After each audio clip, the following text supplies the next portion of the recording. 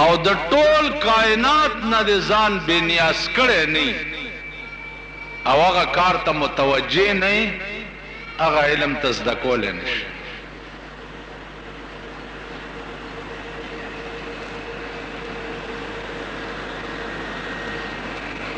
پخوانی علما که تاسو وګورئ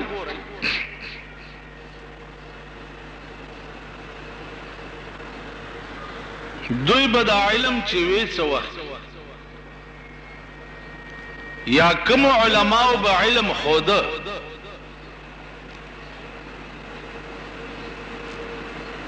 نو د ویونکي ژوند چې و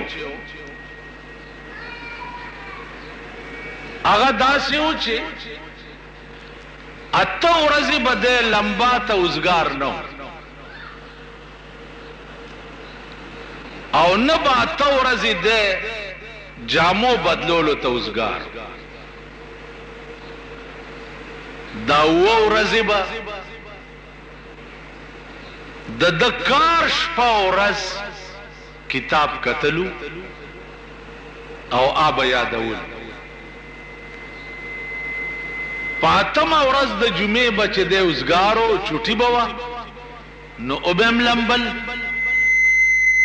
او جامې به هم بدلې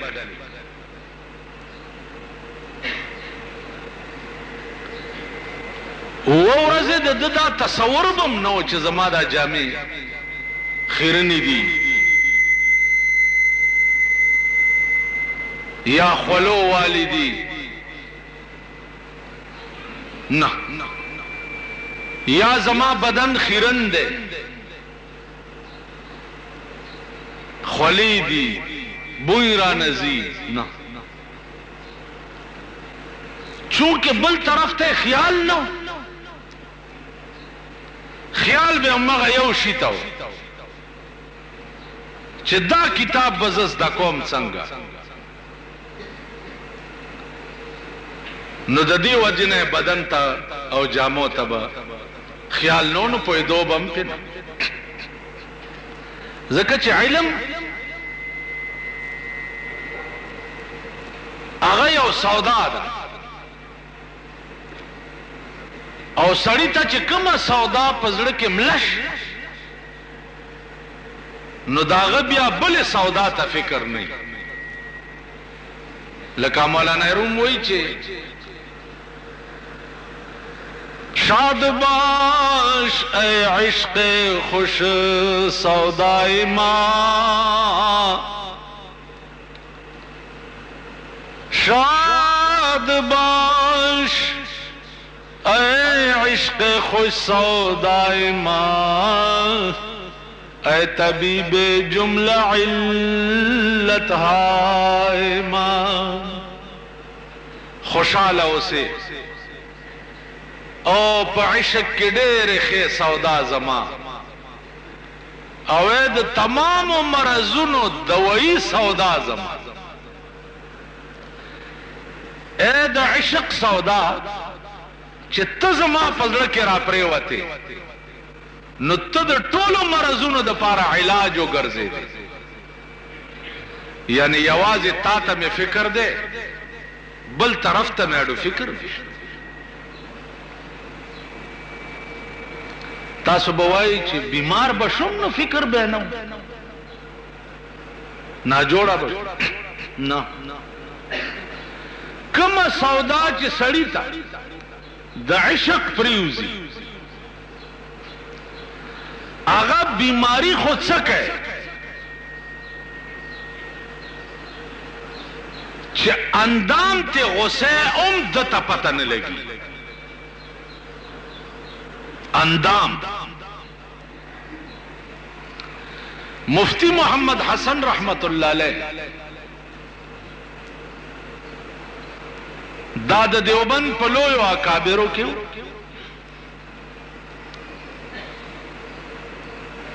او د د خپه چې وه دا ګنګرین شوې وه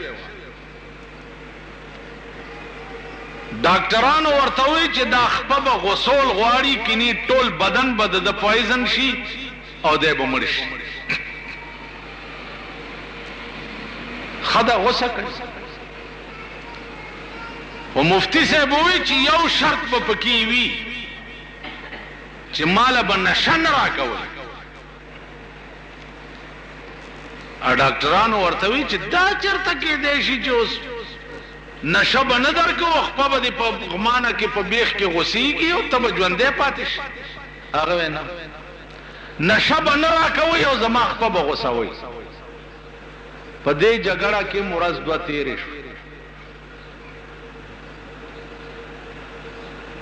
خیر ډاکټرانو ورته وایي چې لیکلي راکړه چې که دې نه ته مړ شوې نو ته خپل ذموار یې. هغه لیکلي ورکړه. چې لیکلي ورکړه اپریشن تیټر ته دننه کو او ډاکټرانو خپه غوسول شروع کړ. اوس خپه م غوسوي او ده ته م ګوري چې اوس به تې ساه وځي، اوس به تې ساه وځي، اوس به تې ساه او دی مسکې مسکې کی. نه وی شته نه پی شته نه څه شته. خپه یې غوسه کا، ملهم پټه یې وکړه، واټ ته یې بوتلو، خپل کټ کې سملولو. ډاکٹرانوں نے تپوس کو جو کام ختم ہو گیا ہے؟ وی جی ہاں ختم ہو گیا. اچھا الحمدللہ. په سبا ورته ډاکټران راغو، مفتی صاحب ته وایي چې والله که دې پرېږدو حل به وی.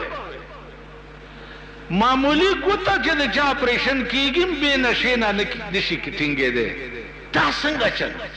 هغه ویل جاؤ بھائی تم نے اپنا کام کر لیا ہے، ہم نے اپنا کام کر لیا ہے، پوچھنے کی ضرورت کیا ہے؟ ډاکټران ورپسې شو، ویل پرېږدو دې نه. چې ډېر پوینټ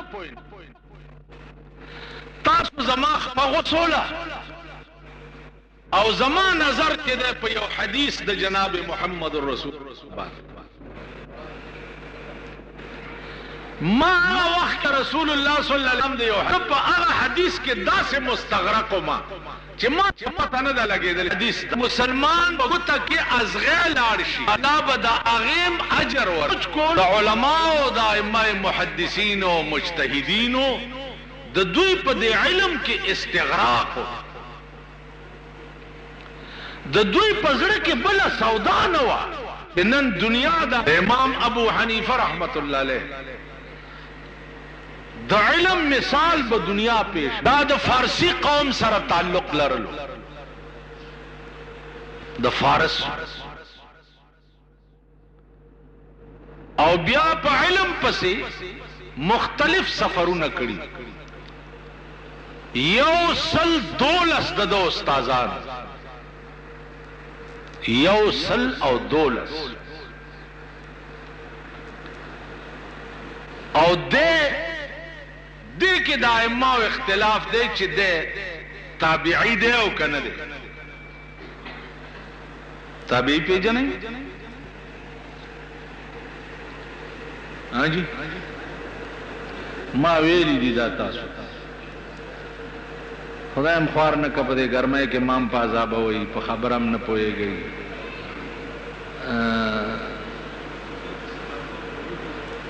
خبره په زړورۍ سره کوئ. اسم قهر در باندې نن بل نازل دی. نن په پاکستان د بجټ قهر نازل دی. مبارک هم شه. تاسو ته به چې چغې والئ چې غریبي به م ختموم. هغې نن په غریبانو داسې کوتکې منډلي دي چې د دوی عمر نو دا د شاخه تاخه زامن به یاد دی چې د دوی عمر.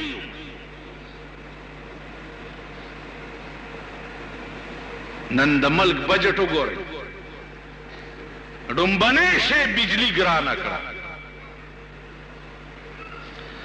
او د ټول ملک د نظام دارومدار چې دی په بجلی باندې دی. چې بجلی ګرانه شوه نو ټول ملک تباه شو، هر شی ګران. بجلی ګرانه شوه، ته رشکې کې سورلی خو پرېږده، په رشکه کې خو ستا پلارم اوس نه، رشکه اوس بینز موټر دی. په رشکه کې چې دې ځای نه رامداس ته ځیم 15 روپۍ به ورکړي. په سوزکۍ کې چې په ولاړې روان شي دام ګران بشي، ځکه چې پټرول ګران شي. टेलीफोन ګران شو، بجلی ګران شو، چینی ګران شو، اوړه ګران شو، غوړي ګران شو. چغې دوی سواله چغې دوی داواله چې مونږ حکومت راشي په ملک کې به غریب پاتې نشي. اوس غریبو سره څه وکړه؟ غریبو سره دا وکړه چې کلک ډېر په شد بد پوهېږئ دا شیخان میخان ماما سم کې نه سترګې مه پټوه انفار مې کړ ما خو درته ویل که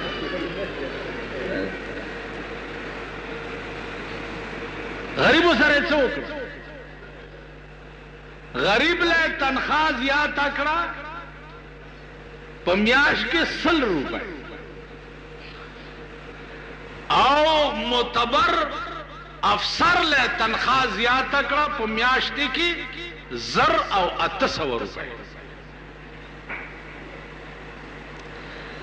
پولیس پایان دی، ملیشه دا، چپړاسی دی، ټت پتی دا چې دی دوی خوشحال کړه چې 10% هم درته زیاته 10%. نو 10% ته چې ورته زیاته کړه ته په سترګو ړنده او په غبرګو کښېنې تا چې 10% ورته زیاته کړه نو د 1000 روپۍ تنخوا ده. نو 10% چې زیاته شوه خو 100 روپۍ زیاته شوه که نه 100 روپۍ زیاته شوه. د چا چې 1100 تنخوا ده خو 110 روپۍ زیاته شوه. د چا چې 2000 او 8000 او 10000 تنخوا ده د هغې څومره زیات دي؟ 100,000 زرګونه زیاتې کړې او شلګونو سلګونو والاله 80 او 100 زیاتې. اول ته در باندې ګرانی او ټیکسونه ما ته وګورئ ان شاء الله په دې کال کې به 14 کروڑ روپے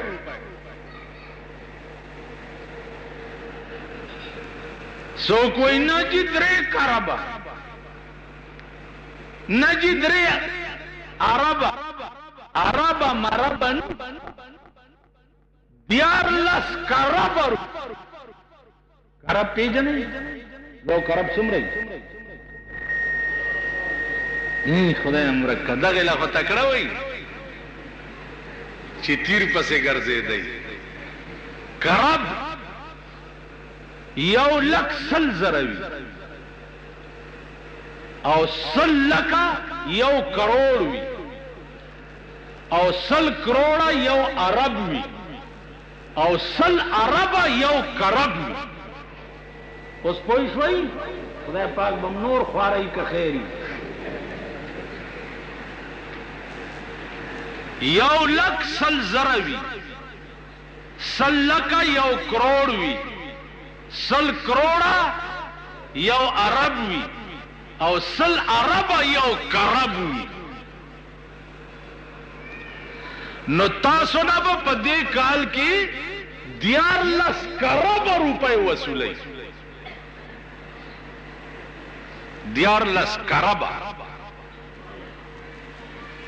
چا ورته وی چې دا خوراک مراک ویلوګان ارزان دي کنه خورئ 2 روپۍ سیر دي علوم نن پدریو. چا چې د ګرانۍ اورېدلي دي ذخیره اندوز وګورئ چا سره چې اوړه دي او چینی دي او سټاکونه پراته دي د هغې ګودامونه وګورئ په کروڑونو روپۍ به سټاکستان پکې وګټي کروڑونه. د چینو میلونه وګوره. بیا ستا د ملک نه عربو ته وریجې امپورټ کې دي وریجې نو په وریجو کې رویه نه چولی دا چا کړي. خیر کم مال چې امپورټ کیږي هغه خو ټول دارو مدار چې د ملک په سکیورټي باندې وي دا چا وکړو؟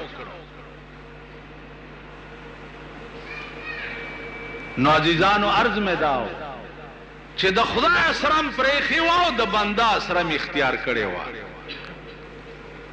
نو نن در کې د بیزو غوندې بل زخم شوی. بیزو چې زخمی شي نو دا نورې بیزوګانې پوښتنې لراشي نو په زخم کې ولا ګوته واچي او دا سرای کاږي چې پو ا بیزو ته لاړ شي بل بیزو ولا راشي بل پکې ګوته واچي چې پو.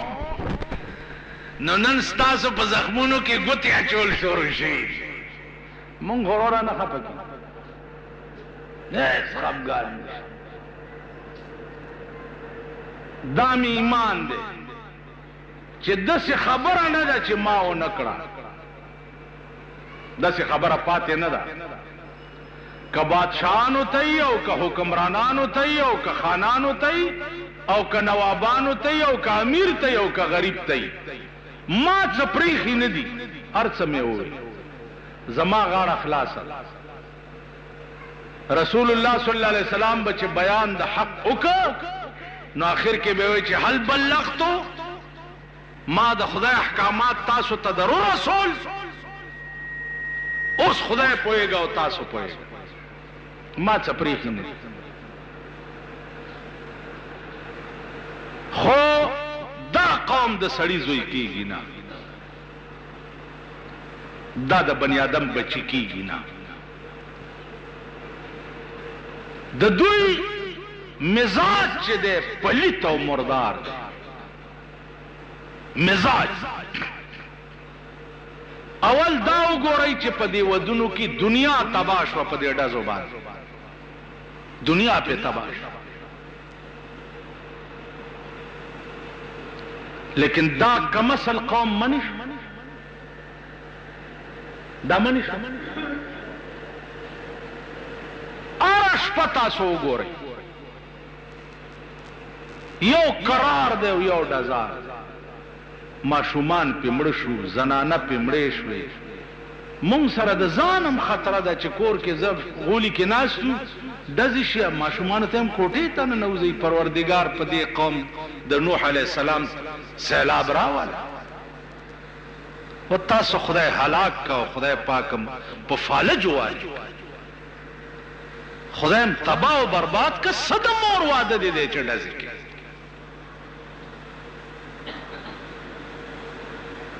دا هغه ذلیل قوم دی. ضمیر مې نه غواړي چې دا قوم کې مردار شي او په قبر یې ووایم چې خدای ویې بخښي. ضمیر مې نه غواړي.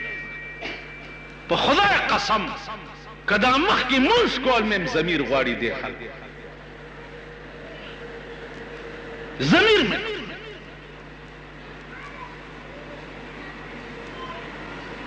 ایمان مې دا پاتې نه شو چې دې قوم ته وایي چې خدای دا وبخښه. او دې ته ګورئ تاسو، دې پښتنو ته ګورئ تاسو په څه قهر اخته دي. دشمنۍ دي، ټوپکې دي، تماچې دي، په څه عظیم قهر گرفتار. لیکن د دې قوم اصلاح نه کوي. دا خو شرم راځي چې دې قوم ته زه وګورم. خپه یم چې په دلی کې پیدا وی خو چې زما باندې نوم د پښتون نه. نن د پښتون نه شرمېدلی قوم په دنیا کې نشته. دم قوم دوی دی، کنجر دوی دی. پردي واده کې به په جنج کې رواني ټول هلکان چې دی دا به ورته ګډي. خټ کېدلې وریجې پې وخوره په لاره یې سواره کړه. لا لا لا لا د پلشتې بچیا.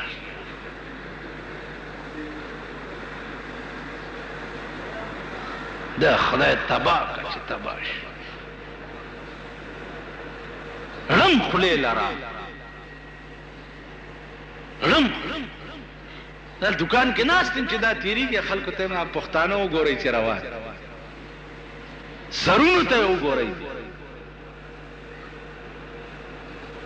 چلن چال چلن ته وګورئ. ښځې وګورئ. اوس نوی آرډر وشو چې زکات کمیټۍ کې به ښځې ناستې وي. سرکاري سرکولر جاری شوی دی چې په هر دفتر کې به 15% ښځې ناستې. نو ښځې م تیاروئ که خیري؟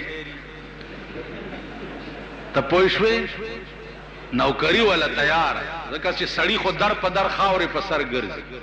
چا بی اے کړی دی او چا ایم اے کړی دی او چا بی اے بی ټي کړی دی، هغه له د چپړاسي ځای نه میلاویږي او ښځه که زړی م وله ځای ورکوي. ځکه چې زمونږ یو افسره زړه ده یو ځوانه ده. زړه به د زړو شپه، زړه خو خیر ځان ته زړه نه وایي، خو دا خو زړه. نو ښځې تیاروئ. اوس بوډا یې کېنولې دلته په حبیب بینک ورشئ که نه چوکیادګار حبیب بینک کې وګورئ. زه خو دروغ نه وایم، هلته یو بوډا یې کېنولې ده 18 ګریډه کې سرکاري 20,000 روپۍ تنخوا باندې کېنولې. ځکه چې میړی چې دی هغه خاص سړی. نو انشاءالله العزیز د ځان تماشې به وکئ عزیزانو، تماشې به د ځان کوئ. نن مونږ خو په دې قهر په ملک کې اخته یو. که ملیان دي م ته لارې خطا شوي دي، چېرته درک پسې ګرځي. خدایه چېرته به څه میلاو شي او که نه. لاړ هغه ملیان چا د پټي په پاڼه به کتاب پروت و، د ولې نه به ترمیره راوشو کولو، سوړ سکړک نه به پاڼه تاو کړه، به یې وخوړه او د ولې اوبه به یې وڅکلې او په ولې په غاړه به یې طالبانو ته سبق. پکي چېرته و، بجلی کوم ځای وي، بویناک صابونونه چېرته اوس طالبان چې ګورم په